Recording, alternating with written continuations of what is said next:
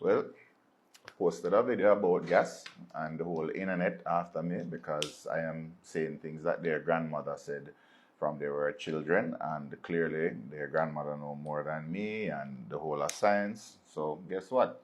Since y'all want to cancel me, might as well give you some more ammunition.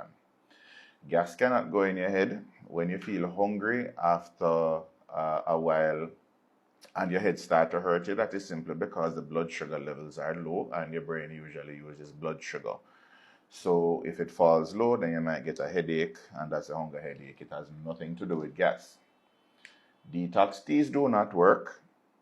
You may flush out a lot of the water in your body and make yourself dehydrated with all of the diarrhea and peeing that you're doing. But remember that 60% of your body is water. So all you need to do is affect that 60% of the water in your body for your weight to change considerably. And as soon as you start drinking again, that weight is going to come back.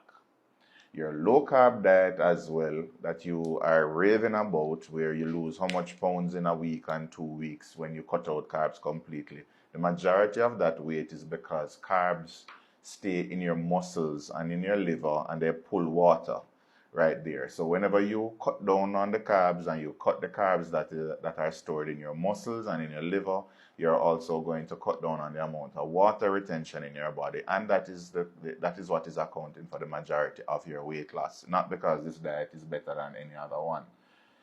Here is one that I know you're going to be upset about.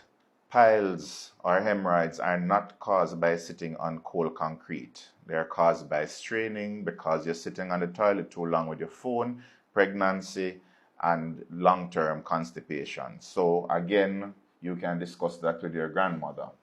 You should also tell your grandmother that I said that sore foot is not caused by your blood being too sweet. It is caused by a number of issues. They're caused by a number of issues like poor circulation, whether it's the veins or the blood's not flowing up from the feet, causing leg swelling, and poor oxygen levels in the skin, causing them to break down, or diabetes, or smoking, blocking up the arteries, so enough blood flow is not going down there. Diabetics may have them because of the damage to the blood vessels. So you can't just look on somebody and say that it's because their blood is too sweet. And also, you cannot catch a cold from night dew. A cold is caused by a virus. It might be the coronavirus, not the one that caused COVID, and some other viruses called rhinoviruses. You may be predisposed if you get wet, but night dew does not cause cold or more cold. And you should also know that glasses do not contain medicine. I'm not going to go further into that. There's no medicine done. If your eyesight is getting worse, it means that you need a stronger prescription. Not that the medicine in the glasses is done and you need to get new glasses. Your TV does not draw your eyes. That is not how you get nearsighted. That is completely nonsense.